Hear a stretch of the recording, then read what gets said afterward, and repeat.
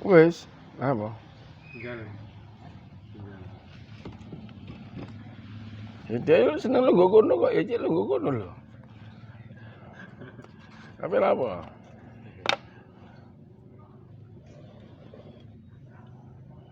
Apa mana? Kenapa? Apa kita pagi ini? Tadi masalah syukur tadi. Masalah syukur tadi asik gitu.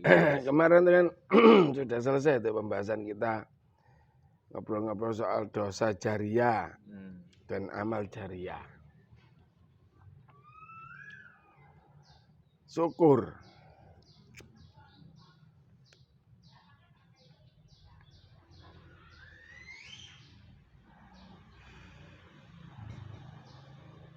Ya, syukur itu pondasinya sabar.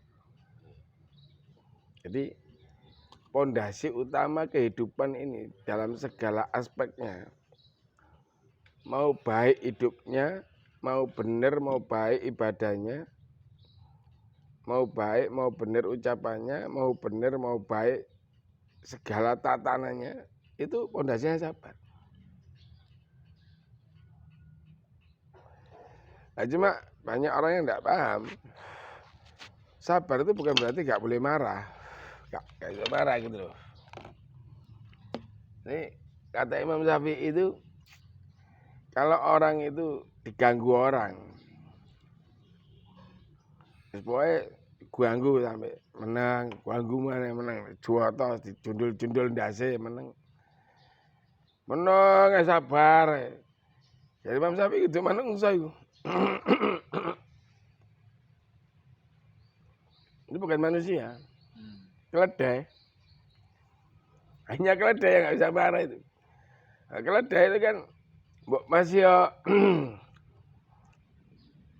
mbok apakno ae. Manut. Nah, manungsa iki lek diapa-apakno meneng manut. Iku ya jadi Imam Syafi'i keledai. Orang sabar itu yang pertama itu, yang paling utama.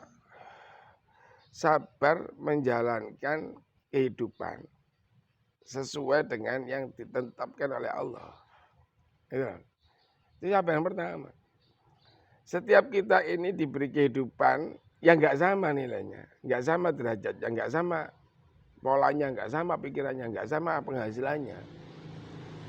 Nah, tatkala orang itu bisa menerima apapun yang diberikan Allah yang saat ini ada pada dirinya tanpa melihat keadaan orang yang lain,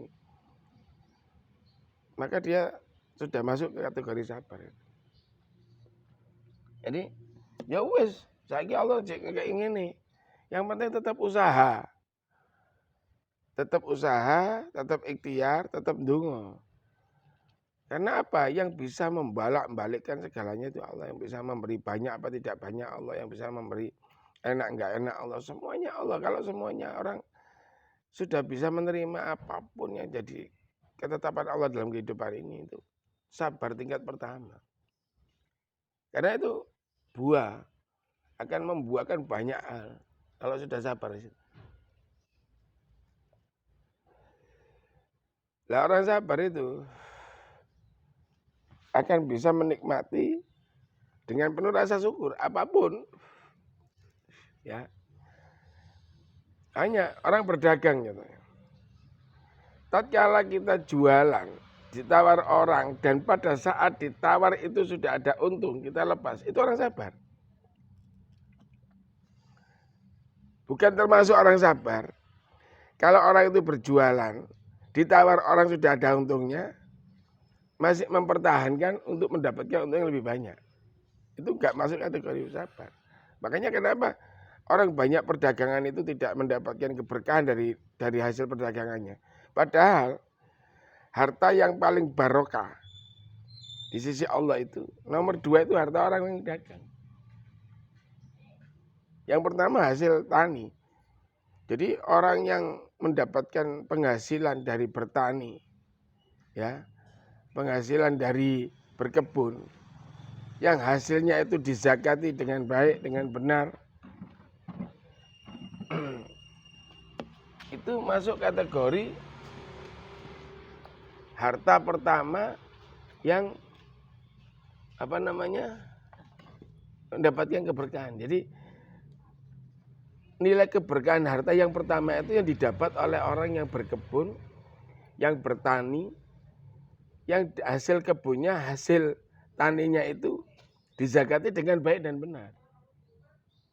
Tapi kenyataannya di negeri ini ya mungkin di mana-mana. Orang itu jarang menzakati dengan baik, dengan benar. Malah ono gak api ya hasilnya, ono gagal panene, sewambate gak karu-karuan. Pada saat oleh wake menengahe sedekah gak metu, zakat gak metu. Pada saat ono dipangan wereng, dipangan hama rusak, sak desa sambate kabeh.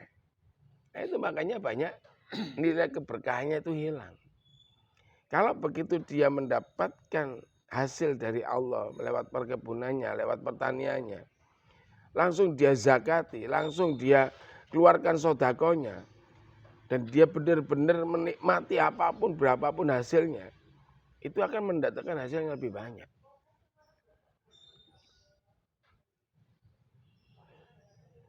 Saya pernah ada teman itu. Saya pulang dari Malang, mampir ke Pandaan. Sampai rumahnya saya tanya, bapak mau nanti le? Waktu itu sudah 4:30. Dan sabin pak, sawah. Ngapain? Gurai manuk. Saya datang ke sawah. Kau ini ngapa? Ini jam piro? Jam 5 kurang seperempat. Kamu sudah sholat asar belum? Belum Ustaz, dereng. Sholat asar. Tinggalin ngapain? Ayo mulai sholat. Wah, ini jam-jam sakmene iki manuk kata-kata Ustaz mulia biar aku sholat. Habis rumah, habis sholat asar saya bilang, kamu tuh salah besar. Manuk-manuk itu, burung-burung itu tuh makhluknya Allah. Burung-burung itu didatangkan Allah ke padimu itu untuk makan. Itu sudah ada bagiannya dari Allah dari padi itu. Ini yang mereka lupa. Lupa mereka itu bahwa dalam menanam padi itu yang menumbuhkan ini menjadi besar dan yang mengeluarkan biji padi itu Allah. Dan di dalamnya itu ada jatah makhluk lain. Mbok usir piye? Wong ngene gak iso gawe pari dhewe, gak iso ngetokno dhewe. Sing ngetokno iku Gusti Allah, maka yang bagi pun Allah. Coba gini. Mulai besok ya. Kalau tanam lagi, kalau besok saya nggak tahu karena sudah berapa hari kamu ngusir manuk-manuk itu, burung-burung itu. Gue pun sesasi nih Ustaz, pokoknya menjelang panen. Wes mulai sesuk jarno, saya diurus. Nanti kalau kamu nanam padi lagi, pada saat padimu menguning itu, kalau burung-burung pas datang banyak itu, kamu datang ke sawah. Ucapkan salam pada burung itu. Assalamualaikum, hei manuk-manuk, makhluk-makhluk Allah. Iki pari sing nukulno Gusti Allah, sing ngeluarkan bijinya beras ini Allah. Kowe makhluknya Allah, kowe makhluknya Allah, podo-podo dijatah rezeki. Panganan sak puasmu. Monggo silakan, mulia. Nanti hasil panenmu tidak lebih banyak dari sebelahmu dengan luasan yang sama. Kamu tak ganti 2 kali lipat.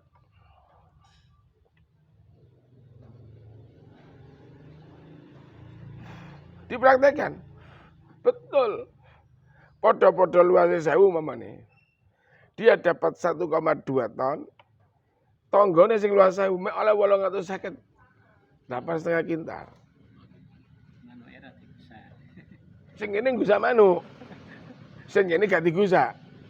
Secara logika, akal, sing dipangan manuk mesti berkurang kan? Yang sing digeso manuk gak dipangan manuk, mestinya nambah lebih banyak. Logika. Tapi jangan lupa hukum Allah itu ada yang nakli, ada yang akli. Ada yang bisa masuk akal, ada yang nggak bisa masuk akal. Jangan kabeh-kabeh mbok akali. Gitu loh.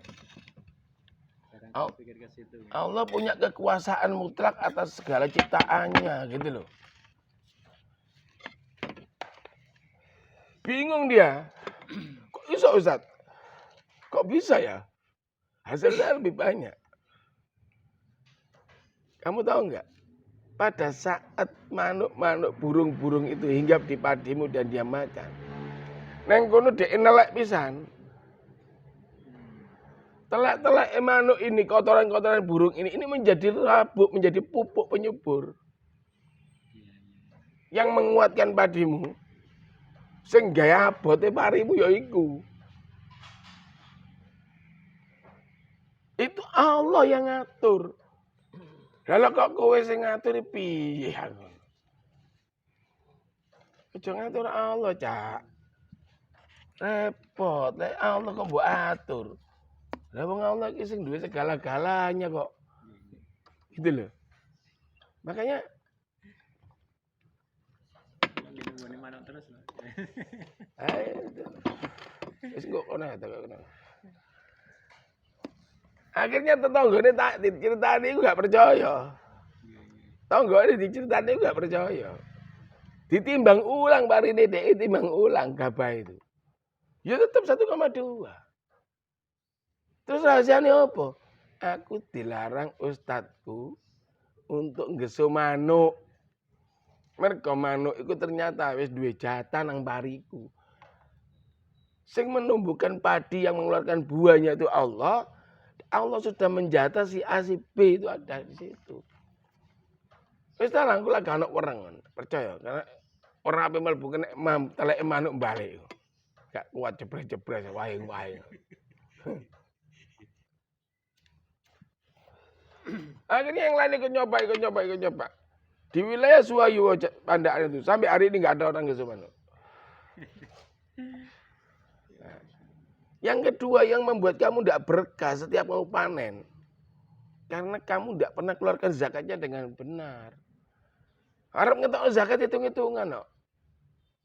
Lu saya ini punya teman kaya raya, penghasilannya dari beras itu satu hari paling wapas itu 50 juta bersih. Satu hari. Yang kemarin tak ajak mampir. Ya. Itu pom bensinnya 8 itu. Saya pernah dipanggil untuk ngitungkan zakatnya. Zakatmu itu masuk zakat tijaro, Pak. Bukan zakat mal murni. Zakat tijaro itu dari omset. Bila keuntunganmu lebih dari 20%, maka kamu ngambilnya 2,5% dari omsetmu. Bukan dari keuntunganmu. Tapi kalau dari omset kamu hanya untung 10%, maka kamu ambil dulu hasil kotormu. Keuntungan kotormu zakatnya 2,5%. Itu sudah masuk tijaro siasa. Tak hitungkan itu ketemu 1,8 M zakatnya itu. Apa yang katakan dia? Kok akeh Ustaz? Kok banyak? Masa nggak bisa dikurangi nih? Lah, iya, ketetapan Allah itu. Yang mengatur zakat itu Allah. Allah menghitung zakat itu sudah nggak mungkin merugikan orang. Nggak akan pernah orang itu dirugikan dari zakat. Nggak akan mungkin orang dirugikan dari sedekah. Nggak mungkin orang dirugikan dari infak. Tetap ngotot minta bayar 800. Ya kalau sampean ngomong 500 aku mundur, saya enggak mau bisa. Enggak bisa saya menyetujui. Karena ini hitungannya gitu. Nah, orang yang panen-panen juga gitu. Kadang-kadang dia tahu ini zakatnya keluar segini. Waduh kok wakeh ya? Kok akeh gitu loh. Dia lupa bahwa Allah menumbuhkan ini. Ada jatah-jatah makhluk lain selain diri yang menanam ini gitu. Yang harus dikeluarkan. Makna wa mimma razaqnahum yunfikun. Jadi wa mimma razaqnahum yunfikun itu keluarkan apa yang sudah aku berikan berupa rezeki bagi kamu itu. Untuk yang lain. Jadi menginfakkan sebagian rezeki untuk orang lain itu sudah ditetapkan Allah. Wa mimma razaqnahum yunfikun. Harus. Saiki oleh padi 200, ya udah keluarkan 50.000. Orang mungkin miskin lah dengan 150. Nggak bakal kurang. Bertambah iya. Yang kedua nih zakat ono. Wes, ayo keluar zakat sesuai hitungan iki sakmene metemu. 1,2 metune kudu sakmene. Sing 2 ton kudu sakmene. Wani tahun depan maju, tahun depan tambah kamu. Nanti lebih berkah. Berani Ustaz, keluarkan. Sisihkan ini. Dah. Sekarang gabah ini mau kamu seleb dulu. Apa kamu jual dalam bentuk gabah? Saya jual gabah Ustaz, jualan. Begitu dijual dia dapat duit. Tokno minimal 5% dari itu. Minimal. Kalau kamu bisa ikhlas 10% lebih bagus. Itu apa 10%? Sodako. Oh, sodako. Ya. Kalau kamu bisa 10% lebih bagus. Tapi like kamu masih ragu-ragu, tokno 5% nih.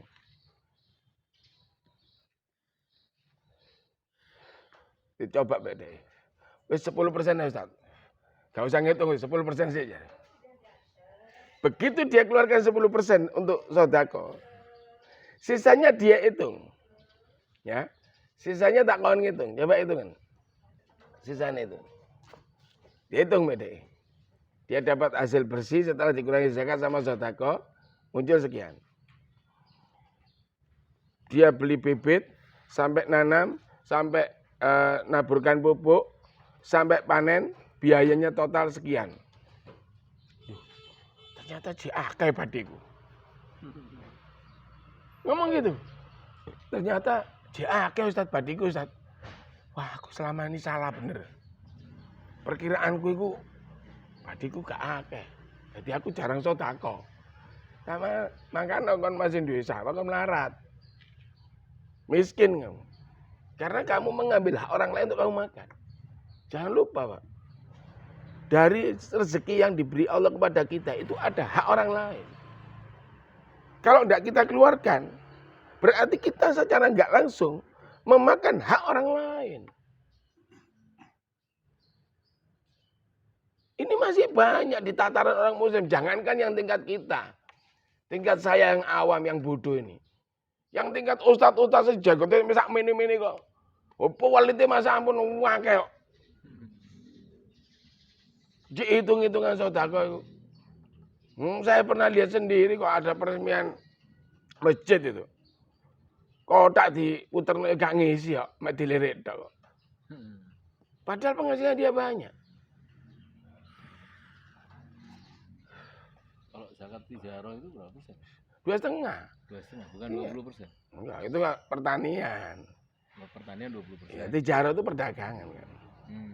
Ya. Pertaniannya 20%. Pertanian 20% dari dari untung. Kalau dialiri. Ya. Dari untungnya kan? Ya, bukan. Ya dari hasil. Dari hasil dikeluarkan. Dari hasil. Iya, hasil panen itu. Kalau tak ada hujan. Itu juga ya.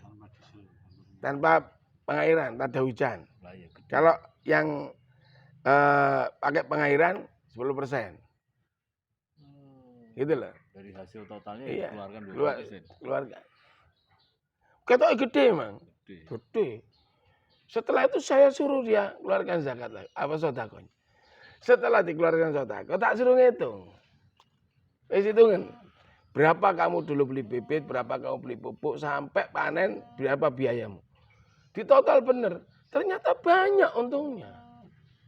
Saya bagi berapa bulan kamu panen ini? Sekian bulan. Tak bagi. Penghasilannya dia 3 kali lipat daripada penghasilan pegawai negeri. Golongan 3. Kaget dia. Kenapa kamu enggak bisa maju? Karena enggak berkah. Tatkala ini enggak kamu keluarkan, nanti anakmu loro. Rumah sakit, entuk duit. Anakmu tiba patah sikile, entuk duit. Meneng-meneng kendaraanmu tabrak orang, entuk duit. Itu yang membuang uang. Allah yang buang dengan caranya Allah. Bersihkan. Gitu loh. Itu cara Allah. Tapi kita nggak sadar bahwa Allah punya cara untuk mengambil hak orang lain itu. Yang kita makan tanpa sengaja tadi. Ini banyak di kalangan perdagangan. Saya itu laku madu berapapun, Mbak, tak dekek sih nang ngono. Ngeliat yang kelompok 1 juta gitu ya. Tak tokno langsung 2,5%-nya, tak himpun. Karena zakat itu nanti dibagi 7 asnaf, ya saya himpun dulu benar kayak. Tapi sodakonya juga saya keluarkan, saya masukkan amplop lain. Yang kita keluarkan tiap hari untuk beli nasi bungkus kita bagi-bagi. Itu. Jadi nggak perlu takut dengan apa yang sudah menjadi ketetapan Allah, menjadi aturan Allah untuk diri kita. Ini sederhana. Nah karena dia nggak sabar dengan apa yang Allah tampilkan ini, maka syukurnya hilang. Kalau dia sabar menghadapi apa yang ada ini, disitulah muncul syukur. Syukurnya apa? Tadi setelah dia hitung. Dia merasa ternyata astagfirullahaladzim. Alhamdulillah. Gak sadar aku Ustaz. Ternyata banyak juga ya.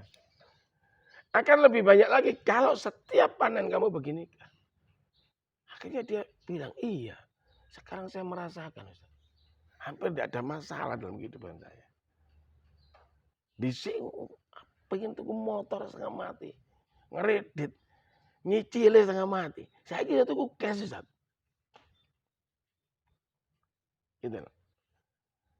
Jadi itu jarang sekali orang ngomong no infak, ngomong sodako. Dari mana awalnya dulu gitu. Prosesnya. Kita ini dagang, apapun perdagangan kita. Kita mau dapat berapapun. Di situ ada titipan hak orang lain yang harus kita keluarkan. Nah, kalau sodako itu memang tidak ada ukurannya, nggak ada batas. Cuman banyak ulama-ulama salaf, ulama-ulama terdahulu yang menyatakan, sak titik-titik sodako, sak titik-titik lho. Sak titik-titik sodako nih uang 10% ke penghasilan. Itu paling titik. Paling titik. Imam Syafi'i itu kalau dapat 70.000 untung, sing dicukur 20.000 nih. Sing sakit aku disodako-sodako. Nyatanya kaya raya Imam Syafi'i itu. Duh, jangan lupa Imam Syafi'i itu kaya raya, bukan tidak kaya. Mau pulang aja bawa mas-masan, bawa segala macam. Saya ibu enggak mau. Akhirnya itu sodako apa. Kaya raya. 10% itu paling titik. Coba kalau kita mau sabar menghadapi tatanan hidup ini. Tatkala dikasih rezeki berapapun, terus menengo, syukurono, sabar dengan yang diterima, tapi tetap melakukan hal-hal yang menjadi kewajiban kita. Sodako itu orang sering ngomongnya itu sunnah. Ini tuh. Tapi kalau kita merujuk pada ayat ini, wa mimma razaqnahum yunfikun, itu perintah. Tapi orang memaknai ini itu dengan zakat, padahal beda. Perintah zakat jelas di surat At-Taubah itu jelas banget perintahnya. Tapi ini itu mengeluarkan sebagian rezeki itu perintah. Dan keluarkanlah sebagian rezeki yang aku berikan kepadamu. Untuk yang lebih berhak. Karena itu memang titipan Allah buat mereka. Maka orang-orang yang benar-benar menjalankan dua hal ini dalam kehidupannya, maka hidupnya enak. Sampai tuwek, sampai mate, tetap enak. Berapa banyak kita lihat di kalangan kita, di tetangga kita, di mana dulunya kaya raya sekarang tidak punya apa-apa. Banyak. Dulunya luar biasa, sekarang tumpes akeh. Karena nggak melaksanakan dua hal ini. Ini sederhana, kecil, tapi bernilai sangat besar. Saya ada kelengkeng. Ini kelengkeng ini buah. Istri saya selalu bilang, wah itu dibroncong ini. Loh itu entek pangan dicodot. Ya wes, hak codot itu. Kalau keluarnya hanya cukup untuk makan codot, berarti itu haknya codot, bukan kita nggak punya hak atas panenan itu. Sing mburi yang ngono kan brongsong kabeh orang, semua orang yang ke sini lihat, "Men Ustaz, tukang brongsongan ngene." Lah apa dibrongsong? Lah aku brongsong kelengkeng ini berarti saya mencegah makhluk Allah yang lain yang punya hak atas kelengkeng ini. Dosa. Tak jarne. Ya pangan-pangan wong dek ciptaan Allah sing nyiptakno kelengkeng ya Gusti Allah kok. Lah kok tak tutup-tutupi. Pak Teguh kan blongsong. Lah apa? Di blongsong. Blongsong dhewe lek wani aku. Wah. Jangan sampean niku. Mosok ustaz kok malah ngongkon anak buahe blongsong onoan. Kudune ustaz iki ngandani sing bener ngono. Pak Jupri ya itu. Pak Jupri itu. Bukan saya itu, Pak. Loh, itu ada haknya makhluk yang lain. Nah, itu Pak Jupri. Nah, Yang berpikir ke situ. sisanya itu ya, sisa yang dimakan itu hak kita. Berapa kali nih film ini jatuh ya, man tahu sendiri ya. Iya. Kau gede semene. Semua orang, loh Eman Ustaz lihat ini loh, besar udah matang, udah pakainya codot Eman. Lah, kok Eman piye? Ya ben wae. Iya. Yang tersisa itulah hak kita bagi. Kadang-kadang saya itu ya yang jatuh. Jadi pangan codot dhuwure tok iku jatuh. Tak buang itu bekasnya codot itu. Tak makan malah enak. Codotnya itu berarti berbagi sama saya. Ya, itu loh Pak Loh, Jupri. saya berpikirnya positif gitu. Jangan berpikir negatif. Jadi, oh iki codote. Ngerti lek aku durung kuman. Tak kumanane. Pangan mek pucuke tok, tak iris, sret, tak onjek, tak makan misalnya. Kadang orang itu takut ini. Lah, siapa ngerti codote makan itu mengeluarkan zat yang mengandung vitamin, penangkal racun.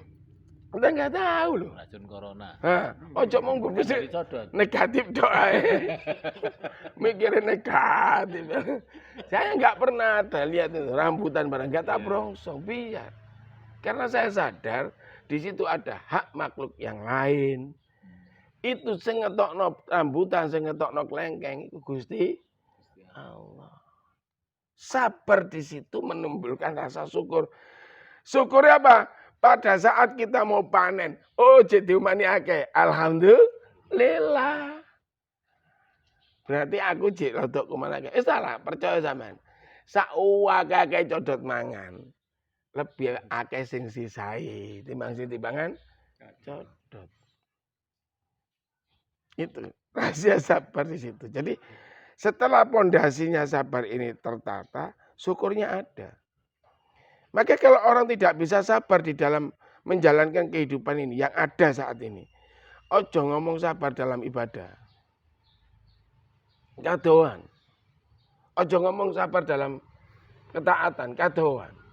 Loh ini ketaatan yang sederhana aja nggak dijalani kok. Coba ustadz itu yang sekali ceramah oleh 500 itu. Mamanya oleh 500 itu kan hadiah itu, bukan bayaran. Ya. Ada zakatnya. Itu upah itu, bukan upah. Itu hadiah.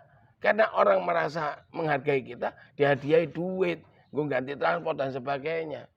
Karena mereka jadikan dakwah itu ladang periuk nasi, maka jarang mau mengeluarkan hasilnya gitu. Kalau dia sadar bahwa dakwah ini bukan pekerjaan, dakwah ini kewajiban, saya diberi berarti ini hadiah. Lu uang hadiah itu harus dijagati. Keluarkan sodakonya. Dalam bangunan gak sabar kok. Yang bisa maju Islam ini. Syukur gak ono. Jadi kalau orang tidak ada sabar, tidak akan bisa syukur. Misalnya, nyekel duit 2 juta. 2 juta. Wes mikirnya, duh kok 2 juta. Ki kok bari ki sak mene, bari ki sak mene, bari ki sak mene. Alamat ini, entek. Tapi kalau terima 2 juta itu alhamdulillah, Gusti Allah masih paling rezeki. Ya sudah, besok wae bayar ini. Alhamdulillah besok bayar hari ini. Oh alhamdulillah masih bisa bayar ini. Alhamdulillah masih. Nanti Allah datangkan yang lain. Dengan caranya Allah. Dengan caranya Allah. Gitu lah.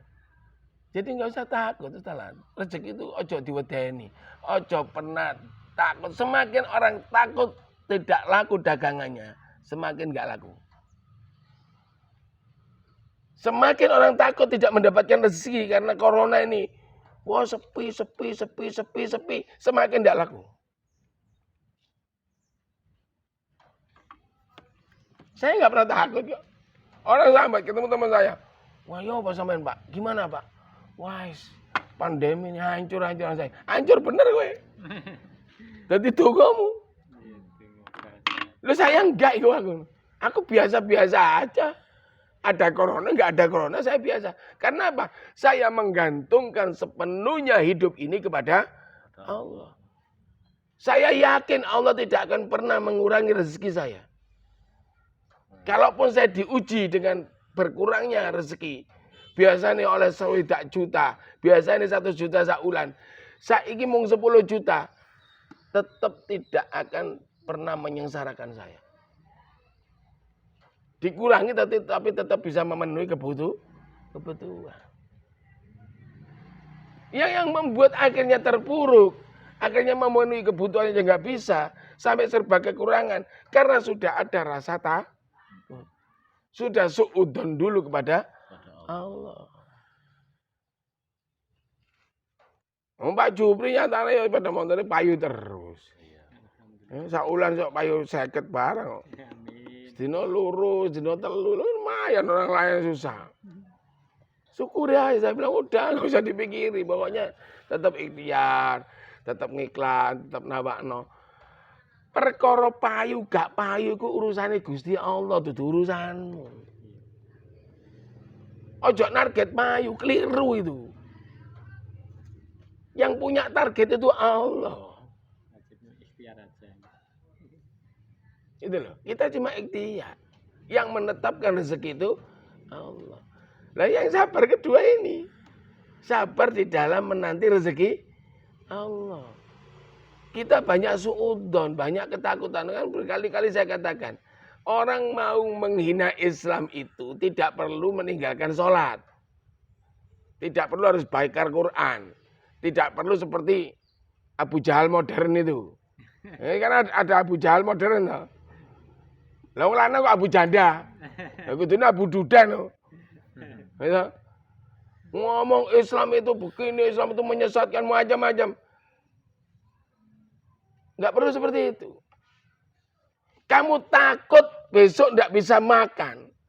Kalian takut besok daganganmu nggak laku. Itu sudah menghina Allah. Kalau apa yang dikatakan Abu Janda itu brengsek itu, wedus itu. Duduk menungso itu.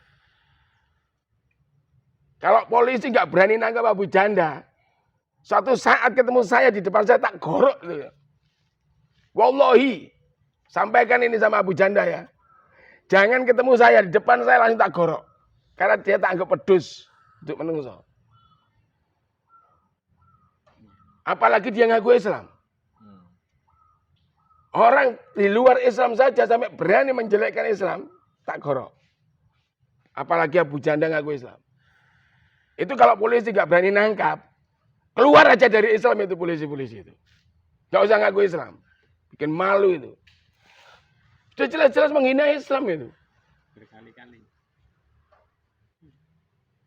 Kok Islam direndahkan derajatnya lebih rendah daripada kebatinan.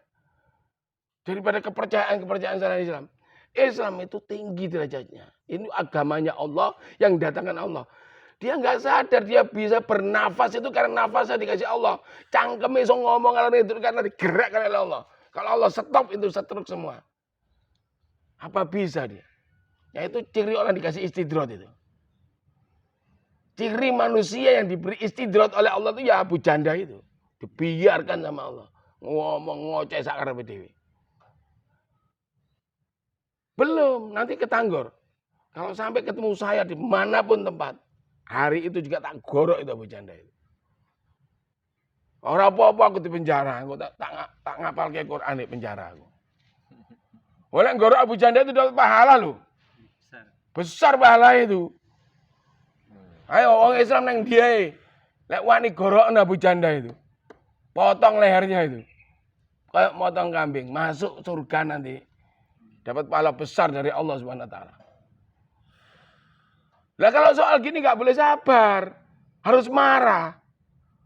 Walaupun hanya dengan hati, walaupun dengan ucapan, harus marah kita. Ini agama Allah dihina, marah saya. Maka saya bilang, Pak Kapolri, Pak Kapolda, semua polisi tolong itu, Abu Janda tangkap itu. Apalagi kalau ngaku Islam.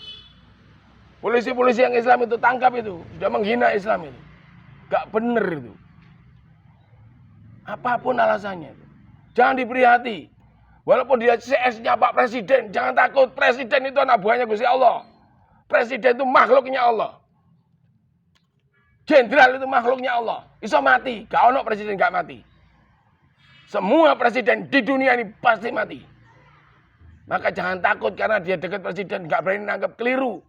Sampai gak berani nanggap Abu Janda. Nanti hancur kalau oleh Allah hidupnya. Ngawur. Lah ini gak boleh sabar. Ini sabar ya. Jari Imam Syafi'i keledai. Wis digarai terus agama diinjek-injek kok jadi sabar. Orang baru ngomong ngono ae wis ditangkep, ngomong apa tangkep. Iki jelas-jelas ngelek-ngelekno Islam. Menyesatkan Islam itu agama menyesatkan kok dibiarin. Ngawur itu. Kita harus marah semua umat Islam itu, jangan ada yang enggak marah. Kalau umat Islam enggak marah dengan pernyataannya Abu Janda banji itu. Ganti aja pakai rok semua.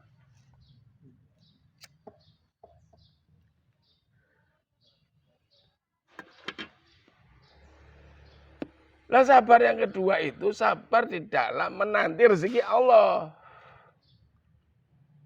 Jangan pernah berangan-angan, kok iki ngene oleh ngene aja. Wis jalakno wae. Perkara Allah kok ngekeki pira, mayokno pira, ndadekno pira, iku hake Gusti Allah. Kewajiban kita menerima. Kewajiban kita untuk menjalankan, mengelola. Semakin kelola harta yang diberi Allah dengan baik, dengan benar, semakin berkah, semakin bertambah, semakin membahagiakan, semakin mendamaikan hati kita.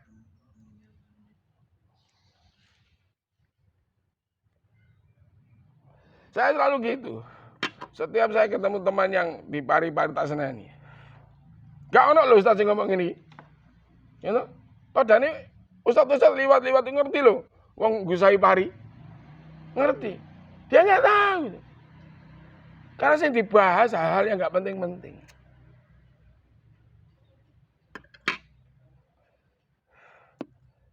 Lah orang tahu.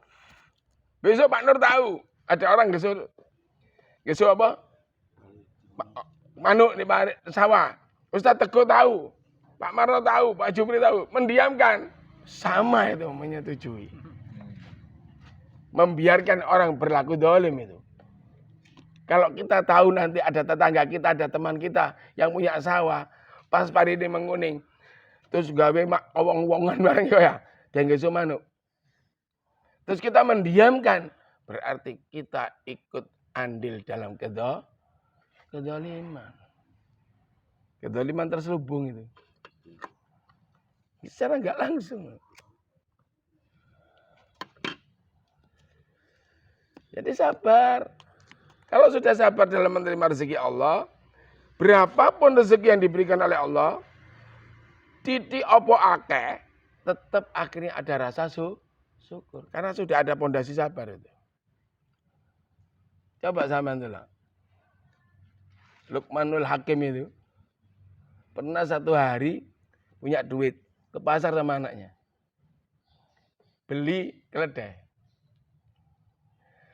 Keledainya itu kecil, gak gede nemen, nanggung. Iki lihat timpai wong loro gak kuat nak. Wis dituntun lah. Tuntun. Ketemu orang banyak. Apa kata orang-orang itu? Itu ada orang gila tuh. Keledai zaman segitu kan kendaraan. Sepeda motor lah. Iku tuku kendaraan kok gak ditumpai.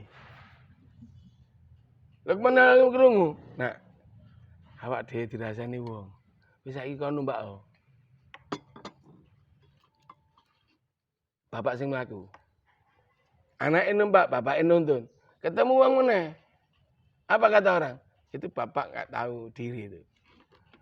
Kok anak nggak tahu diri itu. Mosok bapake mlaku kok. Anake sing numpak.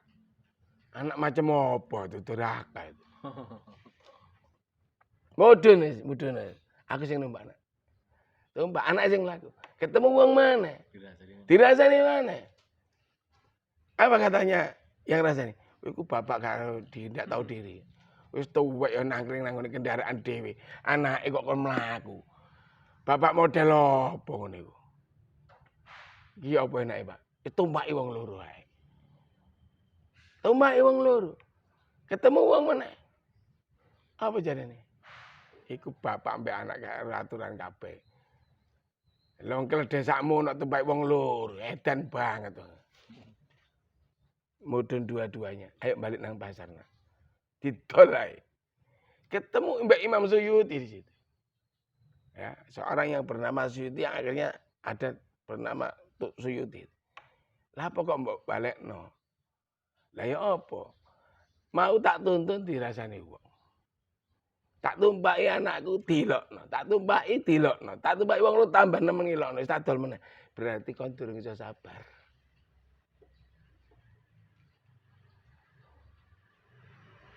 Balik tuntunan ojo dirungokno omongane wong. Karena namanya manusia itu didatangkan oleh Allah macam-macam. Ada yang didatangkan untuk menghibur kamu. Ada yang didatangkan untuk mencaci maki kamu. Ada yang didatangkan untuk memfitnah kamu.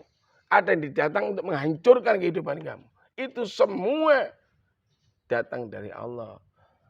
Maka kalau kamu bisa sabar di dalam menghadapi kehidupan ini, menghadapi berbagai macam karakter manusia ini, kamu akan sukses ke depannya. Jangan no. Sabar. Maka sabar yang ketiga itu sabar menjalani kehidupan tanpa mendengarkan apapun perkataan orang. Wong wis ngono, kok awake dhewe sugih ya dirasani. Kesugihan. Bangkrut ya dirasani. Melarat ya dirasani. Wis kan api. Tapi ada orang yang memang peduli. Pada saat kita sugih dia datang, alhamdulillah ya Pak, sampeyan niku tak delok ajek rezekine, muga-muga ya aku iso dikai Allah kaya sampean. Ada yang wah macam-macam. Jadi sabarlah menjalani kehidupan ini tanpa menghiraukan apa perkataan orang. Dengarkan perkataan Allah saja. Nah, syukurnya muncul kalau sudah kita tidak mau mendengarkan, kita tetap jalani, akhirnya syukur ya nak. Awak dhewe mau ketemu wong mau iku dikandani, coba enggak. Gak sido duwe kendaraan. Ya toh? Karena sabar tadi sampai rumah syukur, alhamdulillah Bu, duweke cukup gawe tuku iki. Engko dipakani sing akeh, sing ajeng cing ben cepet gedhe, digaekno gerobak, iso narik gerobak, iso numpak sak keluarga. Itu syukurnya muncul di situ. La in sakartum la azidanakum, karena Luqmanul Hakim sabar menghadapi cacian, ada rasa syukur. Syukurnya ini ditambah oleh Allah. Keledai bisa manak, bisa gede-gede. Keledai dua narik gerobak, sak keluarga wong 6 numpak kabeh. Itu Ustaz. Nggih. Mun ngurusi santrine nggih sumanu. Repot Ustaz. Pak Jupri itu.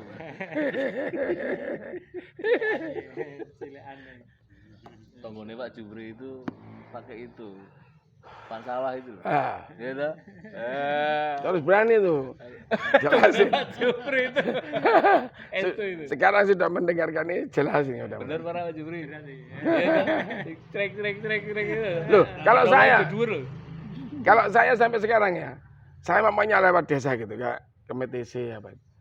Pas saya lihat orang gesu manuk, saya mandek.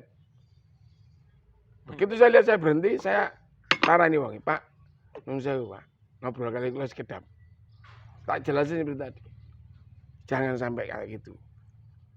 Itu sudah punya hak di situ, titipan dari Allah Subhanahu wa taala. Itu. Alhamdulillah, nasihat. Rezeki juga tadi. Ya, rezeki. Dapat